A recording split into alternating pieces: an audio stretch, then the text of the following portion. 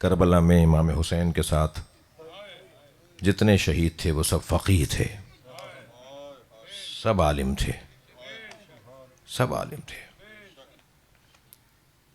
کل تاریخ کا قلم فروش مورخ یہ لکھ دیتا کہ اس وجہ سے حسین کے ساتھ کچھ لوگ گئے تھے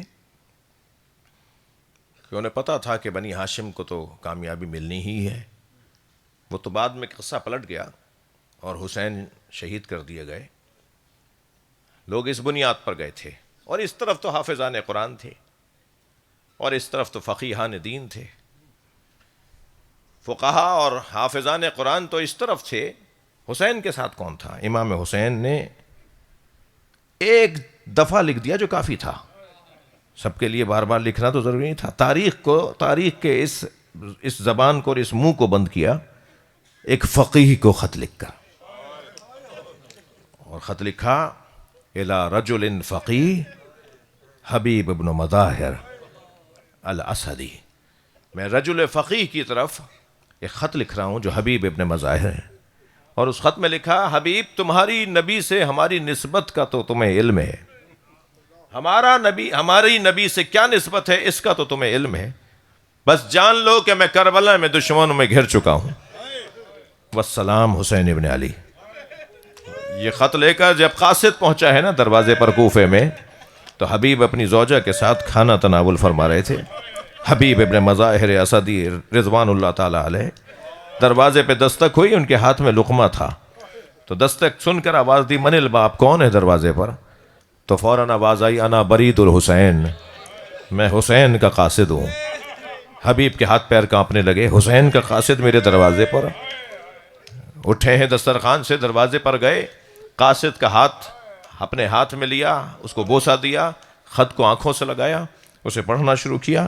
اس میں یہی 2 لائنیں لکھی ہوئی تھیں کہ وہ ایک حبیب ابن مظاہر رجل فقیہ کی طرف حسین ابن علی کا خط ہے، اور حبیب تمہاری ہمارے نبی کے ساتھ نسبت کا تو تمہیں علم ہے، اور بس جان لو میں دشمن میں گھر چکا ہوں، اور میں حسین ابن علی تمہیں یاد کر رہا ہوں۔ حبیب وہ خط پڑھتے ہوئے گھر میں داخل ہوئے۔ زوجہ اس وقت تک دسترخوان سے اٹھ چکی تھیں اور دروازے کی طرف بڑھ رہی تھیں۔ آگے بڑھ کر کہا کہ حبیب حسین ابن علی نے کیا لکھا ہے؟ کیا لکھا ہے میں کربلا میں دشمن میں گھر چکا ہوں، دشمنوں میں گھر چکا ہوں۔ تو پوچھا حبیب کیا ارادہ ہے؟ تو جو سب نے لکھا ہے وہی میں بیان کروں گا کہ ایک مرتبہ حبیب نے کہا میں بوڑھا ہو گیا ہوں، میں حسین کی کیا مدد کروں گا۔ علامہ نقن صاحب فرماتے ہیں قلب زوجہ کے امتحان کے لیے جملہ کہا تھا، اپنی زوجہ کے دل کے امتحان کے لیے کہا تھا کہ میں بوڑھا ہو چکا ہوں، میں کیا مدد کروں گا۔ تو حبیب کی زوجہ وہاں سے چلیں اور سامنے رکھی ہوئی اپنی چادر کو سر پہ رکھا اور کہنے لگیں حبیب پھر مجھے جانے دو۔ حبیب نے کہا تم حسین کی مدد کو جاؤ گی؟ تو ایک مرتبہ آواز آئی حبیب کیا حسین کے ساتھ زینب نہیں ہے؟ آنکھوں میں آنسو آ گئے۔ فرمایا اللہ رے غربت حسین، آج حسین پر خواتین بھی رحم کھا رہی ہیں۔ فرمایا یہ کیسے ممکن ہے میرے مولا مجھے بلائیں اور میں حسین کی مدد کو نہ جاؤں۔ حبیب بن مظاہر نے اپنے غلام کو بلا کر کہا گھوڑا تیار کر اور فلاں جگہ پر جا کر میرا انتظار کر۔ حالات خراب تھے، زمانہ پرآشوب تھا۔ حبیب بے راہوں سے ہوتے ہوئے اور اجنبی رستوں سے ہوتے ہوئے اپنے غلام اور اس کے پاس جو گھوڑا تھا وہاں تک پہنچنا چاہتے تھے۔ غلام گھوڑا لے کے اس مقررہ مقام پر جا کے کھڑا ہو گیا۔ حبیب کو پہنچنے میں دیر ہوئی تو حبیب کے غلام نے گھوڑے سے یہ کہنا شروع کیا کچھ دیر اور دیکھتے ہیں، اگر میرا مولا نہ آیا تو میں تجھ پہ سوار ہو کر حسین کی مدد کرنے جاؤں گا۔ یہ جملے حبیب نے سن لیے۔ آگے بڑھ کر آنکھوں میں آنسو بھر کر اپنے غلام کو آواز دے کر کہا میں نے اسی بات پہ تجھے آزاد کیا، تو میرے مولا حسین کا چاہنے والا ہے، تو ان کی نصرت کو جانا چاہتا ہے۔ غلام قدموں میں گر گیا، جو عزادارو غلام قدموں میں گر گیا اور کہنے لگا اے میرے مالک ساری زندگی آپ کی خدمت کرتا رہا، اب اولاد زہرا کی خدمت کا وقت ہے، مجھے آزاد نہ کریں، مجھے اپنے ساتھ کربلا لے جائیں، اجرکم اللہ۔ آخری جملے بس عزادارو۔ حبیب پہنچے ہیں کربلا میں، اپنے غلام کو ساتھ لے کر آئے۔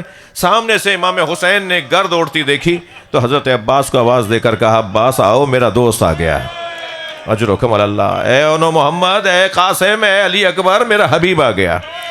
سب نے بڑھ کر حضرت حبیب بن مظاہر کو گلے لگایا۔ امام نے مرحبا آفرین کی صداؤں سے حبیب کا استقبال ہوا اور جیسے ہی کچھ آگے بڑھے تو جناب فضہ خیمے سے باہر آئیں، اور فضہ بی بی نے امام حسین سے کچھ کہا، جس پر امام حسین نے فرمایا اماں آپ خود کہہ دیجئے۔ تو جناب فضہ نے بڑھ کر کہا حبیب تمہیں زینب نے سلام کہا ہے، میں نے یہ کتاب میں پڑھا ہے۔ حبیب نے سر سے امامہ اتار دیا اور کہا اللہ رے نبی زادیاں اور مجھ غلام کو سلام، اللہ رے بطول کی بیٹی اور مجھے سلام، کیا اتنی آل رسول غریب ہو گئی؟ اجرکم اللہ اجرکم اللہ۔ عاشور کے دن حبیب ابن مظاہر نے جب اپنی قربانی دی ہے نا، اور امام حسین حبیب کے لاشے پر آئے ہیں، تو امام نے حبیب کے لاشے کو دیکھ کر ایک جملہ فرمایا تھا، یا اللہ میں حسین گواہی دیتا ہوں یہ حافظ قرآن تھا، یہ قاری قرآن تھا، یہ فقیہ دین تھا۔ یہ کہہ کر امام حسین نے حبیب کے لاشے پہ پرسہ دیا۔ عزادارو کربلا کا واقعہ گزر گیا۔ 11 محرم کو، بس آخری بات ہے، 11 محرم کو کٹے ہوئے سروں کا، اسیر بیویوں کا قافلہ کربلا سے کوفہ اور کوفہ سے شام جائے گا۔ یہ قافلہ جب کربلا سے کوفہ جا رہا تھا تو جو سر کٹے ہوئے نیزوں کے انیوں پر تھے ان میں یقیناً ایک سر بھی حبیب ابن مظاہر کا تھا۔ حبیب کا بیٹا قاسم ابن حبیب کربلا میں اپنے بابا کے ساتھ نہ آ سکا۔ جب خبر شہادت پہنچی اور یہ خبر پہنچی کہ کربلا کا واقعہ، کربلا میں امام حسین کو شہید کر دیا گیا ہے اور ان کے ساتھ ان کے رفقا کو شہید کر دیا، میرا بابا حبیب بھی مار دیا گیا، تو یہ چلا ہے اپنے بابا کے لاشے کو اٹھانے کے لیے۔ لیکن جب یہ پہنچا ہے تو اس نے دیکھا سامنے سے کٹے ہوئے سروں کا ایک قافلہ ہے، اسیر بیویوں کا قافلہ ہے۔ اس نے کچھ قریب جا کے غور سے دیکھا تو اس کے بابا کا بھی سر کٹا ہوا نیزے کی انی پر تھا، وہ خولی کے ہاتھ میں سر تھا۔ قریب جا کے کہتا ہے خولی یہ میرے بابا حبیب ہیں، اس کا سر مجھے دے دے، ان کا سر مجھے دے دے، میں ان کے لاشے کے ساتھ اسے ملا کر دفنانا چاہتا ہوں۔ خولی نے کہا مجھے تو شام کے دربار سے انعام ملنے والا ہے۔ اس نے کہا جو انعام تو چاہتا ہے وہ میں دینے کو تیار ہوں، مگر سن عزادارو، ایک مرتبہ خولی نے دینے سے انکار کیا، مگر قاسم ابن حبیب اس وقت خود کو آمادہ نہیں پا رہے تھے تو وہاں سے چلے گئے۔ ایک دن کے بعد قافلہ چل رہا ہے، ایک دن کے بعد اپنے 10 نوجوان دوستوں کے ہمراہ آئے اور پھر قافلے پر حملہ کیا اور خولی سے اپنے بابا کا سر لینے میں کامیاب ہوئے، اور جب سر لے لیا تو اپنے دوستوں کو آوازیں لگانے لگے واپس چلو، جس کا جوان بیٹا زندہ ہو اس کے باپ کے سر کو کوئی نیزے پہ نہیں اٹھا سکتا۔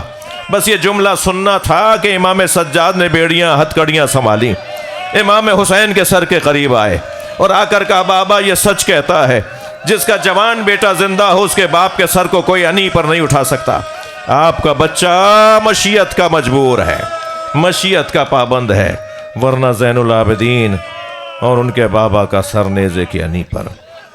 اللہ لعنت اللہ علی الظالمین۔